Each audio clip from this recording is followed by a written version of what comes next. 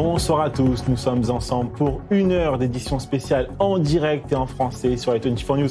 En plateau avec moi à Tel Aviv, Chani Guidelia, journaliste à i24 News. Bonsoir Chani, à vos côtés Samantha Wayon, ingénieure et créatrice du podcast Allez-nous, bonsoir.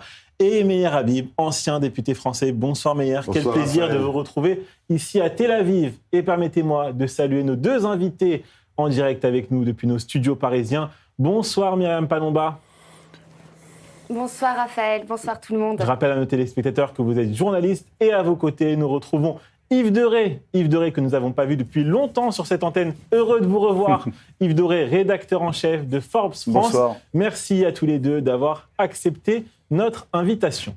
Rejoignons tout de suite notre envoyé spécial à Tel Aviv. Bonsoir Mathieu Winding. Faisons un point avec vous sur les attaques subies par Israël aujourd'hui. Oui, bonsoir Raphaël. Donc, Israël a subi beaucoup d'attaques sur le front nord. L'après-midi et la soirée ont été ponctuées par des tirs de drones hostiles des terroristes du Hezbollah. La plupart ont été interceptés, mais plutôt 3 blessés ont été constatés à Kiryat Shmona suite à 6 tirs de barrage des terroristes chiites libanais. Un homme a été héliporté depuis Kiryat Shmona vers l'hôpital de Haïfa. Il a été admis en salle de réanimation. Enfin, concernant le nord, le porte-parole de Tzahal révèle ce soir que 2 des missiles tirés par l'Iran se sont écrasés en territoire libanais. Concernant le sud, la dernière alerte concernant le sud et le centre, la dernière alerte a retenti ici à minuit. L'Iran avait tiré un seul missile, mais un missile à fragmentation qui a fait des dégâts sur plusieurs localités. Plus tard dans la journée, vers 10h, l'Iran a tiré 2 missiles classiques, cette fois sur le sud d'Israël. Les deux projectiles ont été interceptés et des dégâts ont été retrouvés sur Ashkelon, ainsi que Kiryat Gat, le kibbutz Yad Mordechai, et aussi jusque dans la bande de Gaza. On a appris récemment que le taux d'interception de Tzahal était de 92%, et dans ce contexte, le porte-parole de Tzahal en langue arabe a raillé la propagande des terroristes iraniens et libanais. Il a parlé de ces vidéos créées par l'intelligence artificielle qui montrent Tel Aviv en flammes. Cet après-midi, nous avons pu le constater, il n'en est rien. Comme dit Avishai Adri, les mensonges ont la vie courte. Cet après-midi, sur la place Habima, les Tel Aviviens ont pu assister à un concert. Et même plus tard dans la soirée, un concert avait lieu dans l'abri gigantesque qui se trouve sous la place Habima. Merci beaucoup Mathieu Winding pour toutes ces précisions. Alors évidemment, on a subi cette actualité sécuritaire, mais la journée a été marquée par une série de déclarations et de posts sur les réseaux sociaux de Donald Trump. On fait le point avec vous, Chani Guidelia. Donald Trump qui a publié de nombreuses publications sur son réseau social, mais également, il a fait des déclarations en conférence de presse. Notamment sur cet accord en 15 points. Et il y a certains de ces 15 points qui ont été révélés par nos confrères de la 12e chaîne israélienne. Alors, parmi ces 15 points, l'Iran s'engage à ne pas développer d'armes nucléaires. L'Iran accepte de faire preuve de retenue sur le sujet des missiles. L'Iran transférait son uranium enrichi aux États-Unis.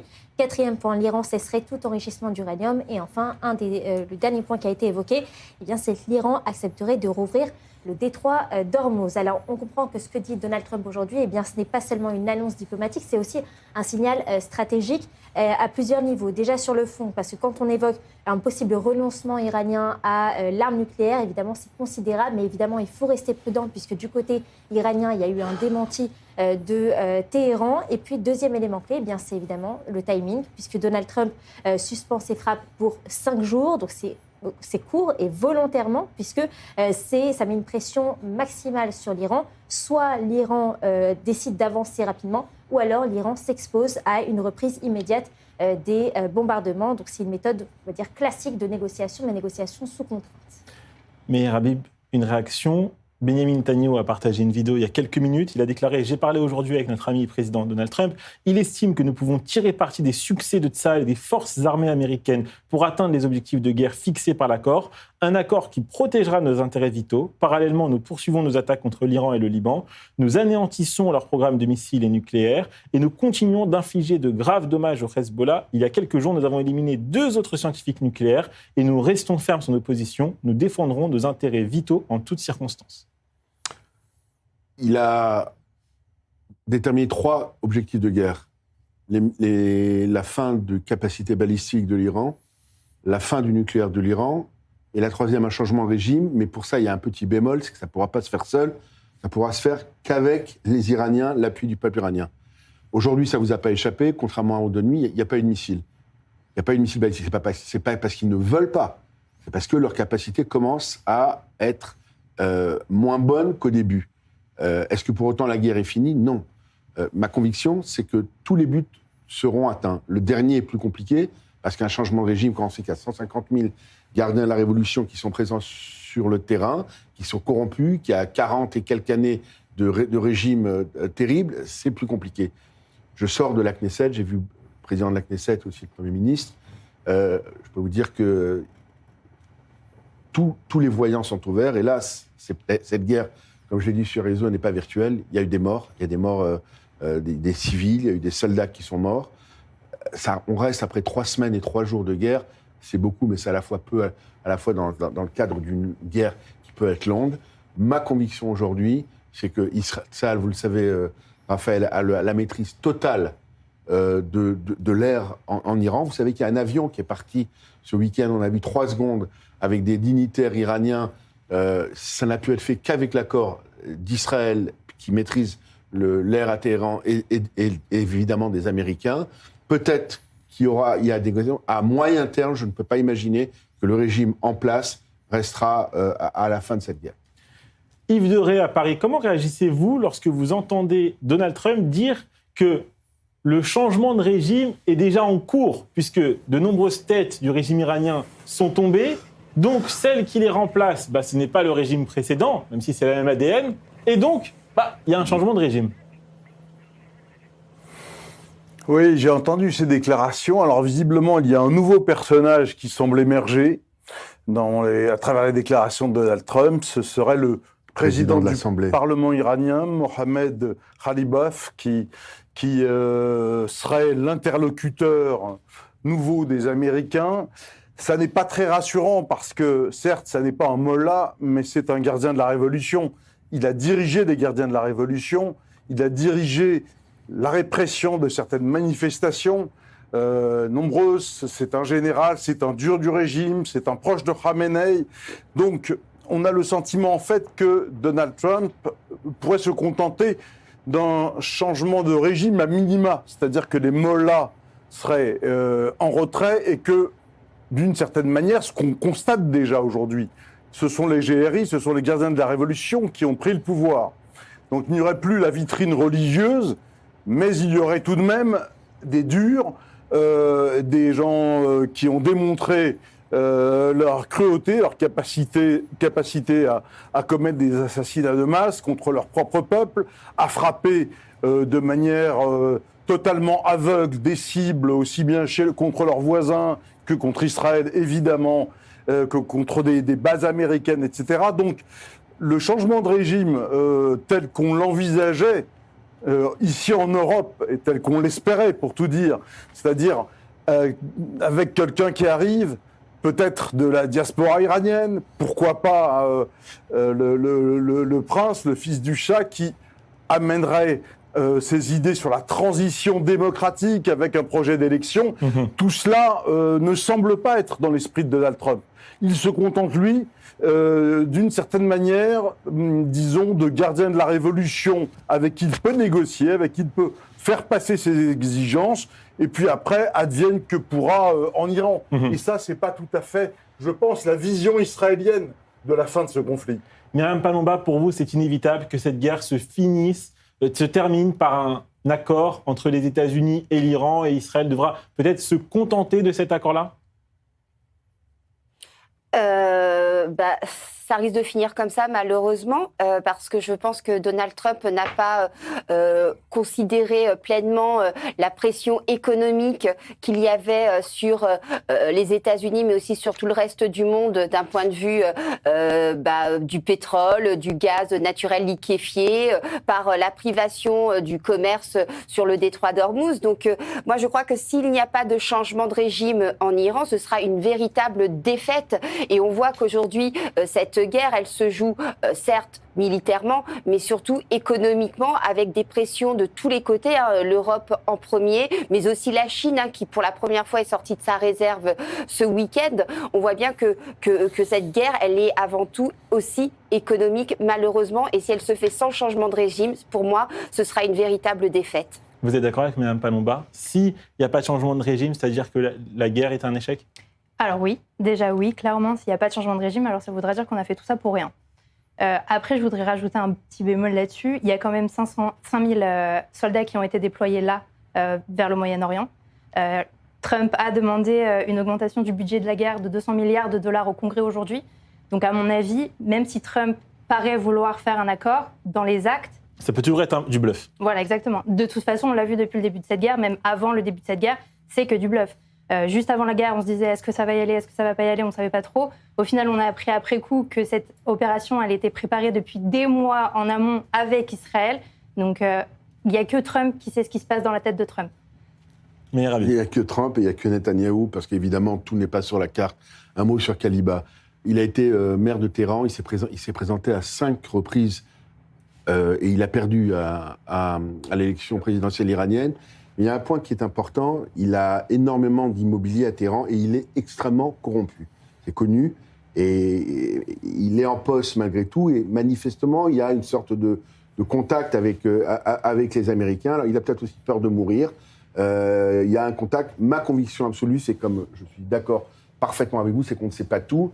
C'est le jeu de poker menteur, un coup oui, un coup non. Il y a les marchés aussi, vous avez vu le pétrole aujourd'hui qui a pris 10-15%.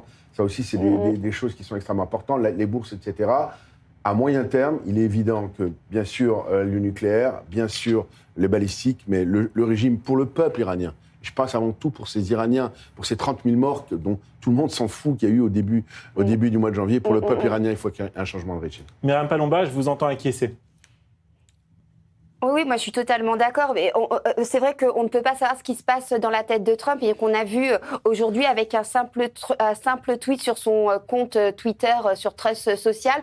On a vu les marchés complètement déboussolés, monter, descendre, stagner. Enfin, on a un peu l'impression qu'il fait effectivement des coups de poker et qu'il dit des choses pour calmer le jeu sur les marchés, mais qu'en même temps, effectivement, la guerre continue bon train au Moyen-Orient et que de toute façon, il est clair que si Trump se satisfait juste d'une guerre militaire sans changement de régime, pour le coup, ce sera vraiment une défaite pour les États-Unis, mais vraiment pour Israël. Je vais reprendre ce qui est écrit sur le bandeau par la chef d'édition de cette émission, Déborah. Yves Deray, cette guerre va se finir par une frustration. C'était une frustration déjà après la guerre des 12 jours, parce qu'on se souvient des avions israéliens qui étaient en cours pour aller vers l'Iran et que Donald Trump a exigé que ces avions fassent demi-tour. Les Israéliens avaient subi ces 12 jours et se disaient on peut subir ça si et seulement si il y a des objectifs qui sont vraiment atteints. Finalement, ce sont les Américains qui nous ont empêchés d'atteindre ces objectifs. Est-ce que cette guerre se finira par une nouvelle frustration ? Mais malheureusement, moi j'ai l'impression là qu'on fait preuve de beaucoup d'optimisme, mais on a envie tous d'être optimistes, parce que c'est vrai qu'une issue comme celle de la guerre des 12 jours serait extrêmement frustrante, comme c'est écrit sur votre bandeau, et même assez tragique au fond, parce que ça veut dire quoi ? Ça veut dire qu'on aurait un régime finalement peu ou prou qui resterait en place, et qui serait, on sait bien que les talibans modérés, les mollahs modérés, tout ça, ça n'existe pas.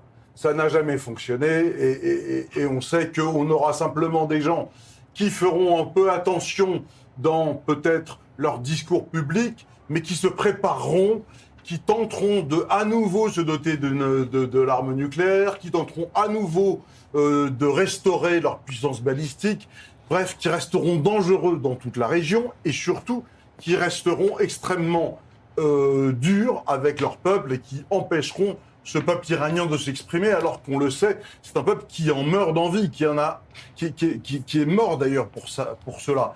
Donc, en effet, moi, je crains que, et contrairement à ce qui a pu être dit, je crains que Donald Trump ait vraiment envie, à un moment donné, de plier les Gaules et d'arrêter cette guerre avec un bilan qu'il essaiera de nous vendre comme étant un bilan extrêmement positif, avec un Iran totalement désarmé, avec la puissance balistique de l'Iran qui aura été entièrement démantelée, etc. Mais c'est surtout de la communication, parce qu'il y a les élections de mi-terme. On sait que le cœur de son électorat, les MAGA, ne sont pas pour des opérations à l'extérieur qui coûtent beaucoup d'argent, qui peuvent coûter beaucoup d'hommes aussi. Et donc, il ne veut pas perdre ces élections, parce que s'il les perd, on le sait, il aura perdu une grande partie de son pouvoir. Donc il y a tout ça en perspective avec la dimension économique qui vient d'être soulevée par Myriam Palomba. Donc moi j'ai le sentiment qu'il va chercher une porte de sortie, et cette porte de sortie, eh bien il la veut dans pas trop longtemps, parce que quoi qu'on en dise, on peut dire que Israël et les Américains ont la maîtrise du ciel parce qu'ils ont l'aviation, mais aujourd'hui le ciel c'est aussi les missiles, c'est aussi la balistique. Je rappelle quand même qu'il y a quelques jours seulement, des missiles sont tombés sur Dimona, sur Arad, avec beaucoup de blessés, avec beaucoup de dégâts, qu'ils arrivent à percer, ou à en tout cas tromper, le dôme de fer israélien. C'est 92%, ça a été dit, c'est pas 100%, hélas. 92%, mais avec 8%. Voilà, 8% donc c'est jamais 100%. À faire pas beaucoup de dégâts, malheureusement. Ouais. Et malheureusement aussi, ils pourraient, à un moment donné, plutôt que disperser leurs frappes sur la plupart des pays voisins aussi, concentrer les tirs sur Israël. Et là, ce serait quand même terrible. Donc, je crois que... Ils concentrent leurs tirs sur Israël en permanence, je vous rassure. Les Iraniens restent dangereux. On ne peut pas se dire aujourd'hui qu'ils sont inoffensifs parce que depuis 2 jours, il n'y a pas eu de missiles qui sont tombés en Israël. C'est de la courte vue. Malheureusement, on le sait, ils sont encore dangereux. Et donc, il faut éliminer cette menace, je pense, et aller au bout de cette opération. Et on parle également du front nord, avec les menaces qui viennent du Hezbollah et les opérations de Tsahal Shani qui se poursuivent contre les terroristes du Hezbollah avec des arrestations. Exactement, donc il y a plusieurs terroristes de la force Radwan du Hezbollah, qui je rappelle est la force d'élite, qui ont été arrêtés, qui projetaient de tirer des missiles anti-chars sur les forces israéliennes qui sont actuellement au sud Liban. Les terroristes se sont rendus après avoir été identifiés par les soldats israéliens et ils ont été évidemment transférés pour être interrogés. Je rappelle que l'armée israélienne a publié un communiqué et je cite une partie du communiqué. Cela contredit directement l'affirmation des forces armées libanaises selon laquelle elles contrôlent désormais la zone au sud du fleuve Litani et souligne leur incapacité à empêcher la présence d'agents terroristes et d'armes en provenance de cette zone puisqu'il y a un arsenal d'armes qui a été découvert en leur possession. Mais Habib, déclaration à l'instant du président français Emmanuel Macron qui met en garde Israël contre une, je cite, occupation du Liban. On imagine que ça fait suite aux déclarations de Bezalel Smotrich sur la volonté peut-être d'Israël d'occuper une partie du sud du Liban. Le président français réagit. On vous écoute. J'aurais aimé que le président français réagisse depuis toutes ces dernières années pour désarmer le Hezbollah. Si jamais le Hezbollah est aussi puissant aujourd'hui, la France est aussi directement responsable. La France n'a pas réagi à la mort de ses soldats. 57 parachutistes ont été tués. Le port de Beyrouth a été explosé.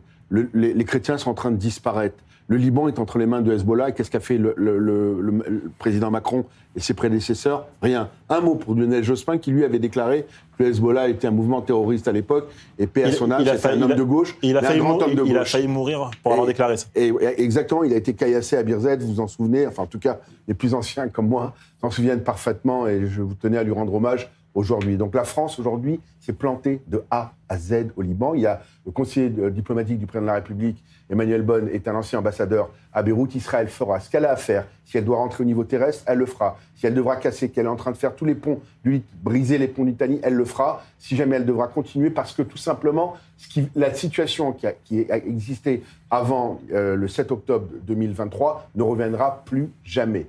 Voilà. Ça entre les mains des Libanais. Israël n'a pas de velléité territoriale à long terme sur le Liban. Israël veut simplement qu'il y ait une totale sécurité. Et croyez-moi, tous les Libanais, en réalité, remercient Israël. Ils ont peur de le dire parce que le Hezbollah, encore à ce jour, est encore assez puissant. Samantha, une réaction à ce qui se passe entre Israël et le Hezbollah. On voit que cette zone tampon souhaitée par Israël pour protéger sa frontière nord et pour le fait de ne pas avoir à déplacer les habitants du nord, qui pour l'instant y habitent toujours chez eux, c'est une solution, c'est ça la solution, c'est une création d'une zone tampon comme il y a dans la bande de Gaza avec cette ligne jaune qui délimite une nouvelle frontière entre Israël et Gaza. Malheureusement, je pense qu'il n'y a pas 36 solutions. La solution, c'est où on éradique le Hezbollah, où on trouve un moyen de préserver les populations du Nord. Moi, ce que je reproche le plus à la diplomatie française, c'est de toujours parler des Libanais qui ont été déplacés au Nord pendant la guerre depuis le 7 octobre, depuis le 8 octobre d'ailleurs au Nord, sans jamais avoir dans leur pensée les habitants du Nord d'Israël qui n'ont rien demandé à personne et qui sont sous le feu des roquettes tout le temps, toute la journée. Et il y a plein de Français, il y a des milliers de Français qui habitent accessoirement dans le nord d'Israël. Tout à fait. Il suffit de voir le nombre d'inscrits au consulat de Haïfa. On s'en fout, la France s'en fout. Et surtout, dans le Nord, lorsque le Hezbollah envoie une roquette, c'est pas 5 minutes que les habitants ont pour pouvoir trouver un abri, c'est 90 secondes. Donc la France a toujours le Liban dans ses pensées pour son histoire avec la France, mais a très peu les Français qui sont en Israël et qui subissent ce harcèlement du Hezbollah dans leurs pensées. Ça, c'est vraiment un reproche que je fais au gouvernement français. Myriam Palomba, une réaction à cette déclaration d'Emmanuel Macron sur l'occupation par Israël du Sud-Liban, qui font suite à celle de Bezalel Smotrich, qui souvent fait des déclarations comme celle-ci et qu'on commente sur ce plateau. C'est un besoin sécuritaire aujourd'hui pour Israël, vu que l'armée libanaise, et on ne va même pas parler de la FINUL, sont bien incapables de régler ce problème sécuritaire du Hezbollah. Moi, j'aime pas, vous le savez très bien, les témoignages conquérants de Smotrich. Après, ce qui se joue actuellement, il faut pas l'oublier, c'est quand même la paix dans cette partie du monde. Il y a certes, aujourd'hui, on ne parle que de la guerre en Iran, mais rappelons quand même que le but, c'est d'avoir une stabilité, à Gaza et de pouvoir mettre en place le mouvement de paix déterminé par d'ailleurs Donald Trump et de mettre notamment la force de stabilisation à Gaza. Comment voulez-vous que ça soit possible si vous avez d'un côté le Hezbollah qui frappe le nord d'Israël et l'Iran qui finance le Hamas et le Hezbollah? Donc ça veut bien dire qu'il faut changer ce régime en Iran pour avoir une partie de la paix, enfin une paix constructive dans cette partie du monde. Après, concernant Emmanuel Macron, moi j'ai envie de lui dire qu'il s'occupe déjà de la France avant de donner des conseils à Pierre-Paul Jacques, parce que là, vous faites référence à quelque chose qu'il vient de dire effectivement en conférence de presse, mais il a également dit lors de cette conférence de presse, il a notamment remercié Monsieur Jack Lang, qui est empêtré jusqu'au cou dans les affaires Epstein, et il l'a remercié en disant que c'était quelqu'un de formidable. Donc je crois que quand on a ce genre de propos, on doit se taire à vie. Yves Deray, une réaction à tout ce que vous venez d'entendre sur cette situation entre Israël et le Liban, peut-être pas sur Jack Lang. Oui, non, mais bon, faut être sérieux, je veux dire, le président français, je veux bien qu'on lui demande de se taire, mais enfin, quand on lui demande, par exemple, l'autorisation d'utiliser la base française militaire à Abu Dhabi pour les avions américains, par exemple, il faut bien qu'ils prennent la parole. Et il se trouve qu'il a autorisé les Américains à utiliser la base française qui a été inaugurée en 2009 par Nicolas Sarkozy. Oui, non, mais... Et j'étais d'ailleurs moi-même dans ce voyage et j'étais présent à l'inauguration de cette base militaire. Donc tout va bien. Donald Trump demande à Emmanuel Macron de participer à la sécurisation du détroit d'Ormuz, il faut bien que Emmanuel Macron prenne la parole aussi. Emmanuel Macron est le président d'un pays important, la France, qui est important. Il n'est pas du tout, il est pas du tout aligné. Par exemple, quelqu'un comme en Allemagne est beaucoup plus conscient des enjeux. Il est beaucoup plus conscient des enjeux qui se jouent dans ce territoire du monde que Emmanuel Macron, qui dit tout et n'importe quoi depuis des semaines. Sa position. Je n'ai pas le sentiment qu'ils disent tout et n'importe quoi. Vous avez le droit de ne pas être d'accord avec Emmanuel Macron, mais il n'a pas à être aligné sur l'Allemagne. C'est plutôt lui qui donne quand même. D'habitude, c'est ce qu'il fait. Ça ne le dérange pas quand il s'agit de l'Ukraine et de la Russie, de l'agriculture française. Ça ne le dérange pas d'être aligné sur l'Allemagne. Là, bizarrement, ça le dérange. Il n'a pas d'exigence vis-à-vis d'Emmanuel Macron. Il nous reste 1 minute avant la publicité. Allez-y, Yves Doré. Il est de bon ton de taper sur Emmanuel Macron, donc allons-y. C'est pas qu'il est de bon ton quand vous avez un président qui félicite Jack Lang, qui est quand même connu c'est pas le sujet, pour des faits sur Ouais, Epstein. bon, Je suis désolée, moi je trouve ça hyper choquant. Donc, on s'éloigne du sujet. Non, on s'éloigne pas parce que c'est un état d'esprit. C'est aussi Non, mais une philosophie de vie, la France. Il reste Je veux 30 juste secondes. dire, c'est vrai que Emmanuel Macron, quand on a vu que l'Iran a envoyé un missile qui peut atteindre Paris, eh ben, il est où Emmanuel Macron?